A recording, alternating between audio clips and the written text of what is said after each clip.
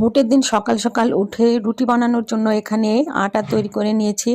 আর তারপর ঢেকে রাখলাম কিছুক্ষণ। এই ফাঁকে আমি চিয়া সিড পানিতে ভিজিয়ে রাখবো, তার জন্য আমি বড় একটা মগে প্রায় 1 গ্লাসের মতো পানি নিয়েছি, চিয়া সিড ভিজিয়ে রাখবো। আর সাথে দিয়ে দিলাম 1 চা চামচ চিয়া সিড। তো এই চিয়া সিডগুলো এখন ভালোভাবে একটু মিশিয়ে নিয়ে এটাকে রেস্টে রেখে দিব 20 মিনিটের মতো। আর এদিকে আমি রুটিগুলো বানিয়ে নিয়েছি।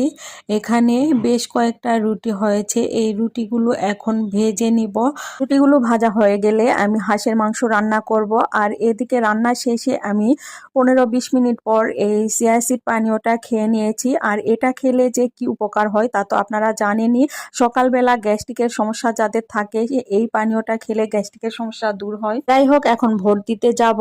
তারপর নাস্তা না করে কিন্তু আমি সকাল সকাল 9:30টার দিকে ভোট কেন্দ্রে চলে এসেছিলাম। এখানে সকালে আসার কারণে খুব একটা লাইন ছিল না, আমি ভালোভাবে ভোট দিয়ে চলে যাচ্ছিলাম আমার হাজবেন্ডের সাথে। আর যেখানে ভোট কেন্দ্র পড়েছে সেখানে, তবে এই পাশের মহিলাটা কিন্তু আমি না। আর এখানে দেখতে পাচ্ছেন যে স্লিপ দিচ্ছে ভোট দেওয়ার জন্য, এখানে স্লিপ সংগ্রহ করে তারপর ভোট দিতে হবে। তো আমরা যেহেতু অনলাইনে সবকিছু জেনে নিয়েছিলাম কোথায় কোন কেন্দ্রে ক্রমিক নম্বর কত, তো সবকিছু আমরা জানার পর ভোট কেন্দ্রে ভোট দিতে গিয়েছিলাম বলে আমাদের সুবিধা হয়েছিল, সবকিছু জানা ছিল যে কোন কেন্দ্রে বা ক্রমিক নাম্বার কত। এজন্য আমরা খুব ভালোভাবে ভোট দিয়ে চলে এসেছি এবং আমাদের স্লিপ সংগ্রহ করতে হয়নি। এদিকে রাস্তায় বড়ের গাছ আর গোলাপের গাছ দেখতে পেরে ভিডিও করে নিলাম। আর বাসায় ফেরার পর নাস্তা করছিলাম।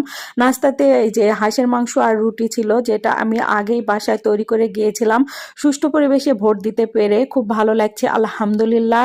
আজকের ব্লগটা কেমন লেগেছে সবাই জানাবেন। আল্লাহ হাফেজ।